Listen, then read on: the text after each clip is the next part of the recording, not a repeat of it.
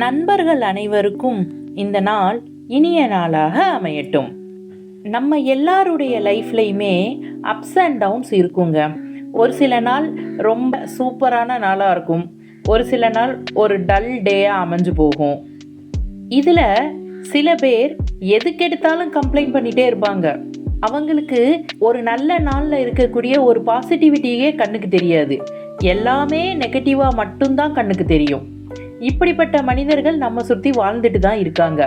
வேற வழி இல்லை, நம்ம அவங்களோட வாழ்ந்து தான் ஆகணும். இவங்க என்ன பண்ணுவாங்க அப்படின்னு கேட்டிங்கன்னா, நம்மளை ஒரு குற்ற உணர்ச்சியோடு வாழ வைக்க முயற்சி பண்ணுவாங்க. எந்த விஷயம் செஞ்சாலும் அதில் ஒரு தப்பு கண்டுபிடிக்கிறது, நம்ம ஒரு நல்ல விஷயத்த செஞ்சோம் அப்படின்னா அதை பார்த்து பொறாமப்படுறது, நம்ம வின் பண்ணணும் அப்படின்னா அதை பார்த்து வேதனைப்படுறது, ஆனால் வெளியில் சிரிச்சுக்கிற மாதிரி காமிச்சிக்கிறது, இது என்ன பிரமாதம், இதை விட நான் அப்படியாக்கும் அப்படின்னு பேசுறது, இந்த மாதிரி ஹேபிட்ஸ்லாம் இவங்க கிட்ட இருக்கும். இவங்களை நெகட்டிவ் பீப்புள் அப்படின்னு சொல்லி டேக் பண்ணலாம், அதாவது எதிர்மறை மனப்பான்மை கொண்டவர்கள். இப்போ நெகட்டிவ் பீப்புள்னா யாரு அப்படின்னு கேட்டிங்கன்னா, ஏதாவது கம்ப்ளைண்ட் பண்ணிகிட்டே இருப்பாங்க. அது சரியில்லை, இது சரியில்லை, அவங்களுக்கு அவங்களோட வாழ்க்கையில் எதுவுமே நடக்கலை, இந்த மாதிரி பேசிகிட்டு இருப்பாங்க. சின்ன விஷயத்த கூட ரொம்ப பெருசாக எக்ஸாஜரேட் பண்ணி பேசுவாங்க. அவங்க கிட்ட இருந்து எந்த இடத்துலையும் யாருக்குமே எந்த விதமான சப்போர்ட்டும் கிடைக்காதுங்க. நான் அன்னைக்கே சொன்னேன்ல இப்படி நடக்கும்னு, பாத்தியா இதைத்தான் சொன்னேன் அப்படின்ற மாதிரி பேசுவாங்க.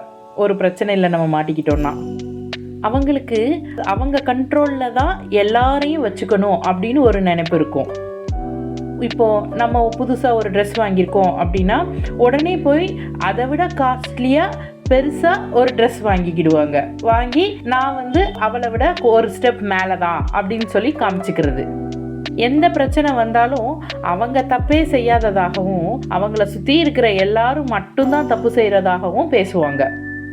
சரி, இவங்க கூட நம்ம அதிகமாக ஒரு ஃப்ரெண்ட்ஷிப் வச்சுக்கிட்டோம் அப்படின்னு சொல்லி சொன்னால் நம்மளுக்கே நம்மளோட பாசிட்டிவிட்டி எல்லாம் அழிஞ்சு போயிடும்.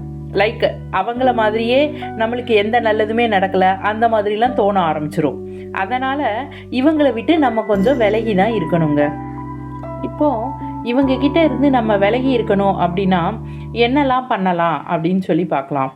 அதாவது ஒரு பர்சன் நம்மக்கிட்ட பேசும்போது 1 or 2 times ஏதோ சம் சேடாக உள்ள விஷயங்களை பேசினாலோ இல்லை கம்ப்ளைண்ட் பண்ணாலோ பொறுத்துக்கிடலாம். ஆனால் அதை மட்டுமே அவங்க தொடர்ந்து பண்ணிட்டு வராங்க அப்படின்ற பட்சத்தில் அவங்கள விட்டு நம்ம விலகி இருக்கணும். எப்படி? அவங்கக்கிட்ட பேசுகிறத குறைச்சிக்கிடலாம். அவங்களோட நம்ம ஸ்பெண்ட் பண்ணக்கூடிய டயத்தை கம்மி பண்ணிடணும். எந்த ஒரு காரணத்தை கொண்டும் உங்களோட பர்சனல் லைஃப்பை பற்றி அவங்களுக்கு பேசுறதுக்கு ஒரு துளி கூட அனுமதி கொடுக்கக்கூடாது. பர்ஃபெக்டாக நீங்கள் இதை பற்றி என்னை பற்றி பேசக்கூடாது அப்படின்ற மாதிரி தெளிவான, அதே சமயம் பொலைட்டாக அவங்களுக்கு புரிய வைக்கணும், இல்லை வாயை திறந்து சொல்லிடணும். இந்த மாதிரி பர்சன்ஸ் இப்போ உங்களை நீங்கள் தான் தப்பு பண்ணிட்டீங்க அப்படின்ற மாதிரி பேசினா உடனே அவங்கக்கிட்ட போய் சண்டைக்கு போகக்கூடாது. ஏன்னா இவங்கெல்லாம் கிட்டத்தட்ட ஒரு முட்டாள்கள் தான். அதனால் அவங்கக்கிட்ட பேசினா நம்மளுக்கு எந்த விதமான பிரயோஜனமும் இருக்க போகிறது கிடையாது. அமைதியாக அப்படியா சரி ஓகே அப்படின்னு சொல்லி அந்த இடத்தையே அந்த பேச்சை கட் பண்ணி விட்டுறது பெஸ்ட்டு. இவங்க ஏதாவது ஒரு விஷயத்துக்காக வருத்தப்பட்டு வேதனைப்பட்டு நம்மக்கிட்ட பேசினா ரொம்ப அதில் நம்ம இன்வால்வ் ஆக தேவையில்லைங்க.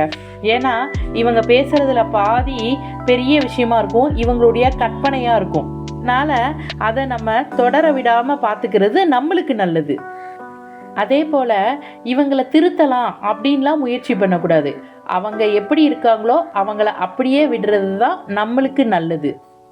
இப்படிப்பட்டவங்க கிட்ட இருந்து நம்மளோட முன்னேற்றம், நம்மளோட வெற்றி, நம்மளுடைய அடுத்த ஸ்டெப்ஸ் இதை எல்லாத்தையுமே மறைச்சி வச்சுக்கிறது நம்மளுக்கு நல்லது. இவங்களால் அதை ஏற்றுக்க முடியாது. அதனால் வேறு யாருக்கு ஒருத்தவங்க கிட்டையாவது போய் நம்மளை பற்றி தவறாக பேசுறதுக்கு முயற்சி பண்ணுவாங்க. நம்ம முன்னேறோம் அப்படின்றது பிடிக்காமல் நம்மளை எந்த இடத்துல குத்தம் சொல்லலாம் அப்படின்னு சொல்லிட்டு சுற்றிட்டே திரிவாங்க. இவங்க கிட்ட ஜாக்கிரதையாக இருக்கிறதும் விலகி இருக்கிறதும் தான் புத்திசாலித்தனம். இந்த மாதிரியெல்லாம் நடந்துக்கிறதுனால இப்படிப்பட்ட நெகட்டிவ் பீப்புள்ஸோடையும் நம்மளால் வாழ முடியும், அதே சமயம் விலகியும் இருக்க முடியும். இப்படி விலகி இருக்கிறது நம்மளுடைய மென்டல் ஹெல்த்துக்கு ரொம்பவே நல்லது. அதே மாதிரி நம்ம இமோஷ்னலாக ஆகாமல் இருக்கவும் முடியும். அதனால் நெகட்டிவ் பீப்புள்ஸை விட்டு விலகி இருந்து அவங்க கூட டைம் ஸ்பெண்ட் பண்ணுறதை குறைச்சி நம்மளை நம்ம பாசிட்டிவிட்டியோடு வைத்துக்கொள்வோம். வெற்றி உங்களுக்கே. வாழ்த்துக்கள்.